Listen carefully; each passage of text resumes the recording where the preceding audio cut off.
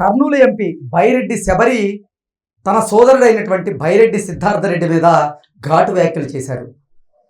సిద్ధార్థరెడ్డి బైరెడ్డి కాదని, బైరెడ్డి అంటే శబరి మాత్రమే అంటూ ఆవిడ ఘాటు వ్యాఖ్యలు చేసినటువంటి నేపథ్యంలో అసలు ఏ సందర్భంలో బైరెడ్డి శబరి గారు ఇటువంటి ఘాటు వ్యాఖ్యలు చేయాల్సి వచ్చింది అనేది మనం పూర్తి స్థాయిలో విశ్లేషణ చేసుకుందాం. ప్రస్తుతం మనతో పాటున్నారు తెలుగుదేశం పార్టీ రాష్ట్ర అధికార ప్రతినిధి సూర్యదేవర్ లత గారితో మాట్లాడదాం. లత గారు నమస్తే అండి. నమస్తే. బైరెడ్డి శబరి గారు బైరెడ్డి సిద్ధార్థరెడ్డి మీద ఘాటు వ్యాఖ్యలు చేయడం జరిగింది. బైరెడ్డి అంటే శబరి మాత్రమేనని, సిద్ధార్థరెడ్డి బైరెడ్డి కాదు అంటూ ఇప్పుడు బైరెడ్డి శబరి సంచలనమైన వ్యాఖ్యలు చేయడం వెనుక కారణం ఏంటి, అసలు ఏం జరిగింది, ఏ సందర్భంలో అటువంటి వ్యాఖ్యలు చేశారంటే ఏం చెప్తారు? అంటే ఇప్పుడు రాయలసీమ ఫ్యాక్షనిజంలో కానివ్వండి, ఎక్కడా కూడా మహిళల గురించి మాట్లాడరు, వాడుకోరు కూడా. జనరల్గా అయితే అదే ఉంటుంది. కానీ జగన్మోహన్ రెడ్డి గారే తల్లి చెల్లిని వాడుకొని పక్కన పెట్టడం, వాళ్ళ గురించి అసభ్యంగా మాట్లాడటం ఇవన్నీ చేసినప్పుడు మిగతా వాళ్ళు కూడా అదే చేస్తారు కదా. వాళ్ళ క్యాడర్ అంతా కూడా అదే ఫాలో అయిపోతుంది. సో అదే రకంగా ఫాలో అయినా అంటే ఫాలో అవటమే జరిగింది సిద్ధార్థరెడ్డి అయినా అక్కడ కూడా. ఇప్పుడు శబరి గారు వచ్చి అంటే బ్యాక్గ్రౌండ్ తీసుకుంటే పొలిటికల్ ఫ్యామిలీ ఆవిడకి, వాళ్ళ ఫాదర్ దగ్గర నుంచి, బైరెడ్డి రాజశేఖర రెడ్డి దగ్గర నుంచి. సరే, ఆవిడ పొలిటికల్గా తనకు బ్యాక్గ్రౌండ్, కానీ సిద్ధార్థరెడ్డికి పొలిటికల్ బ్యాక్గ్రౌండ్ అయితే లేదు గతంలో. సరే, ఆయన వైసీపీలో జాయిన్ అవ్వటం, అనూహ్యంగా కలిసి రావటమో కావచ్చు, రోజా గారి సపోర్ట్ కావచ్చు, ఏదో ఆయన తర్వాత పార్టీలో ఉండటం, శాప్ చైర్మన్గా ఉండటం కానివ్వండి, అవన్నీ జరిగాయి. కానీ ఆయన అక్కడ కూడా ఏంటంటే ఏదైతే బైరెడ్డి రాజశేఖర రెడ్డి గారి సతీమణి అయినారో ఆవిడని విమర్శించడం చేశారు. రాయలసీమ ఫ్యాక్షనిజం కానివ్వండి, గొడవల్లో కానివ్వండి, ఎక్కడా కూడా మహిళలను లాగరు, అలాగే ఉంటుంది. సో అది సిద్ధార్థరెడ్డి అది క్రాస్ చేసినట్టే కనపడింది. సో వాళ్ళ ఎవరైతే బైరెడ్డి రాజశేఖర రెడ్డి గారి సతీమణి గురించి మాట్లాడటమే కానివ్వండి, వాళ్ళ సిస్టర్ గురించి మాట్లాడటమే కానివ్వండి, అవన్నీ వాళ్ళకైతే బాధ కలిగించిన అంశాలే. సో వాళ్ళు గతంలో నుంచి రాజకీయంగా ఉండటం కానివ్వండి, వాళ్ళ ఫ్యామిలీకి అంటే రాజశేఖర రెడ్డి అంటే బైరెడ్డి రాజశేఖర రెడ్డి గారి తో ఒక క్యాడర్ అంటూ ఉంటది కదా. ఆ క్యాడర్ని గురించి కానివ్వండి, వీళ్ళు ఇప్పుడు శబరి అనే ఆవిడ వచ్చి కంపల్సరీ వాళ్ళ క్యాడర్ని వాళ్ళని చూసుకోవాల్సిన బాధ్యత తన మీద ఉంటుంది. తన పొలిటికల్గా ఇది ఉంది, తనకు ఆ రెస్పాన్సిబిలిటీ ఉంటుంది. సో ఇక్కడ ఎప్పుడైతే మహిళల్ని కించపరిచి మాట్లాడటమో ఇవన్నీ చేశారన్నప్పుడు ఖచ్చితంగా విభేదాలు అనేది స్టార్ట్ అయిపోతాయి. పర్సనల్ అటాక్స్కి వచ్చేసారు అక్కడ. సో వచ్చినప్పుడు ఖచ్చితంగా అంటే రాజకీయపరమైనటువంటి విమర్శల దగ్గర నుంచి వ్యక్తిగత విమర్శల వరకు వచ్చారు. వ్యక్తిత్వ హననం చేస్తూ కూడా విమర్శలు చేస్తున్నారు. ఖచ్చితంగా ఆ విమర్శలు అనేది వచ్చినప్పుడు ఎలా ఉంటుంది, వాళ్ళకి పర్సనల్ దీనికి ఎప్పుడైతే వెళ్ళిపోతారో ఇంకా దాన్ని హద్దు మీరాల్సిన టైం వచ్చేసినట్టే కనపడుతుంది. ఇంకా మాటల్లో కూడా ఇంకా ఇప్పుడు ఒక లెవెల్ వరకు ఎవరైనా చూడగలుగుతారు. ఎప్పుడైనా పర్సనల్ అటాక్స్కి వచ్చి అది ఎలా అనిపించిందంటే వైఎస్ఆర్సీపీ అండ చూసుకొని సిద్ధార్థరెడ్డి అన్ని రకాలుగా రెచ్చిపోవటమే జరిగింది. అంటే లోకల్లో కానివ్వండి, ఇంకా రాష్ట్ర వ్యాప్తంగా రోజా గారితో కలిసి ఆయన చేసిన అవినీతిలే కానివ్వండి, శాప్ చైర్మన్గా ఉంటూ మాట్లాడిన మాటలు, నేను ఒక పక్క నిలబడతాను, పవన్ కళ్యాణ్ ఒక పక్క నిలబడని, సో నా దగ్గరికి జనాలు వస్తారా, నేను ఒక 50 మంది, నేను ఎక్కడ మీటింగ్ పెట్టినా 50 మందికి, ఇప్పటికిప్పుడు మీటింగ్ పెట్టినా 50,000 మందికి తక్కువ లేకుండా జనాలు ఉంటారు అని ఆయన మాట్లాడటం అహంభావం ఆ రకంగా తలకెక్కింది. సో ఆ రకంగా ఆయన మాట్లాడటమే కానివ్వండి, ఇంకా శాప్ చైర్మన్గా ఉంటూ రోజా గారితో చేసిన ఆడుదామ ఆంధ్రాలో స్కాములు చేయటం కానివ్వండి. సో దానిలో ఏంటంటే పక్కగా ఎవిడెన్స్తో పాటు దొరికిపోయారు. ఇప్పుడు వీళ్ళు పెట్టి ఆడుదామ ఆంధ్ర చేయించిన దానిలో రోజు కూలీని తీసుకొచ్చి పెట్టారు, ఆడించారు. సో వాళ్ళకి 600 రోజు కూలీ. సో వీళ్ళ లిస్టులో రాసుకోవటం 1400, 1600 ఇలా రోజుకి లెక్క రాసుకోవటం.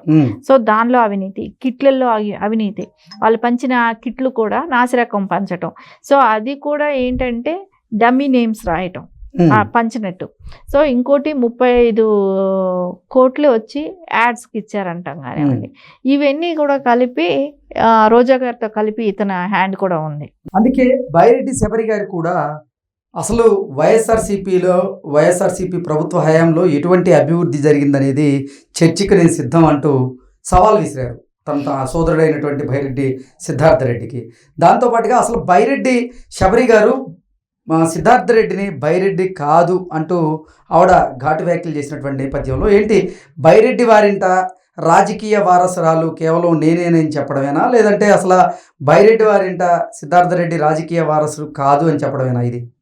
అంటే ఇక్కడ మనకు 2 విషయాలు ఆలోచిస్తే, ఒకటి రాజకీయ పరంగా నేను అన్నాను ఒకటి, ఇంకోటి వచ్చి పర్సనల్ అటాక్స్కి వెళ్ళిపోయారు. 2 విషయాలు ఇక్కడ మనకు కనపడుతున్నాయి. సరే, ఆవిడ మాట్లాడిన దానిలో రాజకీయం గతం నుంచి రాజకీయ కుటుంబం కాబట్టి బైరెడ్డి రాజశేఖర్ రెడ్డి గారు, సో వీళ్ళకి ఎక్కువ హోప్స్ అనేది ఉంటుంది. అంటే గతం నుంచి ఉన్న వాళ్ళందరూ కానీ, కార్యకర్తలు కానివ్వండి, వాళ్ళందరూ కూడా వీళ్ళతో కలిసి పనిచేయడానికి ఇంట్రెస్ట్ చూపిస్తారు. సో ఆయన ఇప్పుడు వచ్చాడు, సో తమ్ముడు కాబట్టి రాజశేఖర్ రెడ్డి గారికి తమ్ముడు సంతానం.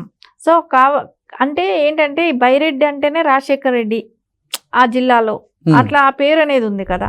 సో ఇప్పుడు సిద్ధార్థ రెడ్డికి ఆ పేరు ఆపాదించడం అనేది ఇది కాదు. సో ఆయన వారసురాలుగా నేను ఉన్నాను, సో నేను పొలిటికల్ గా స్ట్రాంగ్ గానే ఉన్నాను అనేది. బైరెడ్డి సిద్ధార్థ రెడ్డి ఇంటి పేరు కూడా బైరెడ్డే కదా, కానీ సిద్ధార్థ రెడ్డి బైరెడ్డి కాదు, బైరెడ్డి కేవలం శబరియే అన్నట్లుగా ఆవిడ వ్యాఖ్యలు చేస్తున్నారు. అంటే అనేది అసలు బైరెడ్డి సిద్ధార్థ రెడ్డి తన రాజకీయ వారసులు కాదు బైరెడ్డి ఇంట్లో అని తేల్చి చెప్పే ప్రయత్నమేనా ఇది? అంటే కాదు, రాజకీయ పరంగా బైరెడ్డి గారు అని అన్నప్పుడు అది ఒక సింబల్ లాంటిది, వాళ్ళ ఇంటి పేరు వాళ్ళకి ఒక సింబల్ అనుకున్నాం. సో అది దానికి వారసురాల్ని నేను అనేది ఆవిడ చెప్పుకోవటానికి ప్రయత్నించారు. సో దానిలో ఎక్కడ తప్పుగా కూడా అనిపించట్లేదు. ఇంకోటి కూడా ఉంటుంది కదా, మా ఫ్యామిలీలో మేము నిజాయితీ రాజకీయాలు చేస్తాము, సో ఆ వారసత్వం నిలిపేదాన్ని నేనే అనే చెప్తున్నారు. అది తప్పు కాదు కదా. సిద్ధార్థ రెడ్డి నిజాయితీతో కూడినటువంటి రాజకీయాలు చేయట్లేదు అనేది కదా ఇక్కడ. సో ఇప్పుడు అక్కడ ఎప్పుడైతే లేడీస్ ని తిట్టడం, వాళ్ళని బయటకు లాగటం చేసిన దానిలోనే అటర్ ఫ్లాప్. సో అది పెద్ద మైనస్ లాంటిది. ఇంకొకటి అవినీతిలో కూరుకుపోయి ఉన్నాడు. సో అందుకని ఆ ఇంటి పేరు నిలబెట్టేదైనా సరే దానికి నేను వారసురాలని అని చెప్పుకుంటున్నారు. రాజకీయ పరంగా బైరెడ్డి కుటుంబానికి నేనే ఇది అని, నువ్వు అన్ఫిట్ అని చెప్తున్నారు అక్కడ ఆవిడ. సో అన్ఫిట్ అంటే బైరెడ్డి శబరి గారేమో బైరెడ్డి సిద్ధార్థ రెడ్డి మీద కొన్ని వ్యాఖ్యలు చేస్తూ విమర్శలు చేస్తూ ఉంటే, బైరెడ్డి సిద్ధార్థ రెడ్డి మాత్రం తన అక్క అయినటువంటి బైరెడ్డి శబరి మీద కొన్ని వ్యాఖ్యలు చేస్తున్నారు, విమర్శలు చేస్తున్నారు. ఏంటి అసలు ఇది? అంటే రాయలసీమలో గతంలో చూసాం ఫ్యాక్షన్ కక్షలు అనేవి, మళ్ళీ వాటికి పునాదులు పడుతున్నాయా? ఇప్పుడు తను అంటున్నారు బహిరంగంగా నేను చర్చకైనా సిద్ధం అని అంటున్నారు. సో అలా ఆయన ప్రకటించచ్చుగా, నువ్వు చేసిన మంచి ఏది ఉంటే అలా ప్రకటించండి. తను ఓపెన్ గా బయట వస్తానంటున్నారు. మీరు రాజకీయంగా గతంలో మీరు 5 ఏళ్లు చేసిన అభివృద్ధి ఏంటో చెప్పండి, నేను దానికి సమాధానం చెప్తాను, మీరు చర్చికి రండి అని అడుగుతున్నారు. సరే, మీరు చేసిన మంచి ఏదైనా ఉంటే చర్చికి రావచ్చు కదా, ఎందుకు రావట్లేదు? సో ఇక్కడ ఆయన నిరూపించుకోవటానికి ఏమీ లేదు. ఇంకొద్ది రోజులు పోతే ఆయన సిఐడి కేసులు కానివ్వండి, రేపు పొద్దున ఆడుదాం ఆంధ్ర కేసులు కానివ్వండి, ఆయన అటెండ్ అవ్వాల్సింది. ఒకరి మీద ఒకరు కేసులు నమోదు చేసుకునేటువంటి పరిస్థితి అయితే అక్కడ ఉంది. ఏంటి అసలు ఇప్పుడు లోకల్ రాజకీయాలు ఒకళ్ళకొకళ్ళు పెట్టుకోవచ్చు, కానీ ఆయన కొన్ని స్కాముల్లో ఉన్నాడు కదా, దానికే కూడా అటెండ్ అవ్వాల్సింది ఉంటది. అవన్నీ కూడా ఆయన అటెండ్ అవ్వాల్సిన బాధ్యత ఆయన మీద ఉంది.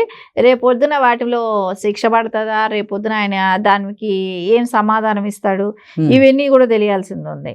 సరే, వాళ్ళ కుటుంబ తగాదాలని కూడా కొంచెం లేడీస్ వరకు వెళ్ళిపోయేటప్పటికి అది కొంచెం బాగా పెద్దది అయిపోయింది. సో దాని పర్యాసానే ఇప్పుడు ఇవన్నీ కూడా. ఓకే అండి, థ్యాంక్ యూ సో మచ్. నమస్తే.